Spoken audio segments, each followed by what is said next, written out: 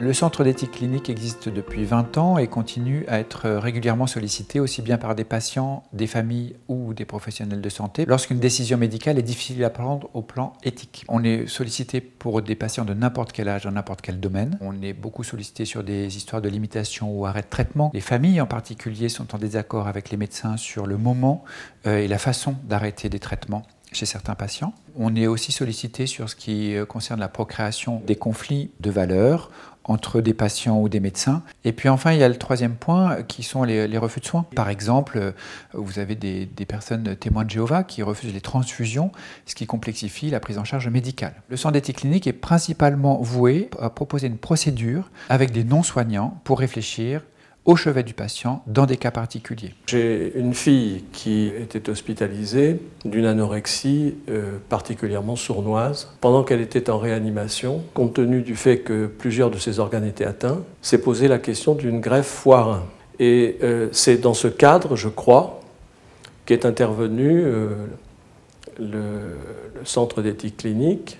C'était vraiment une recherche très sérieuse, c'est-à-dire que ma fille avait parlé avec eux, cette équipe avait parlé avec les médecins, et elle parlait avec nous, la famille, et que donc ils avaient tous les sons de cloche. Et le principal effet que ça a eu pour nous, c'est de nous rassurer.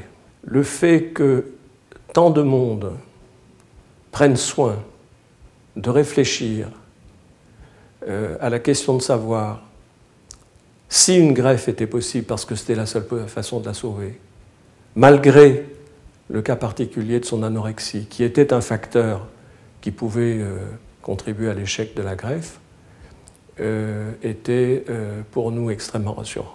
Les professionnels de santé nous sollicitent pour des situations qui se répètent. Et ils voient bien que c'est un outil qui est de plus en plus utile et de plus en plus nécessaire au quotidien. Nous avons été confrontés à une situation qui nous a amené à nous poser des questions éthiques qui dépassaient notre pratique de tous les jours. L'équipe d'éthique clinique nous a apporté une aide à nous, soignants, médecins, paramédicaux, à avancer dans notre propre réflexion et d'aller vers une décision consensuelle. Nous proposons une initiation pour partager nos outils en termes d'éthique clinique pour que ces professionnels puissent les développer dans leur propre service. Enfin, probablement que depuis la crise Covid, des cellules éthiques justement se développent dans différents endroits, notamment dans les hôpitaux de la PHP, et je pense que le centre d'éthique clinique pourrait aider à travers un collectif à aider les uns les autres à développer leur outil, et probablement qu'il faudra se reposer sur un réseau national pour tous nous y aider.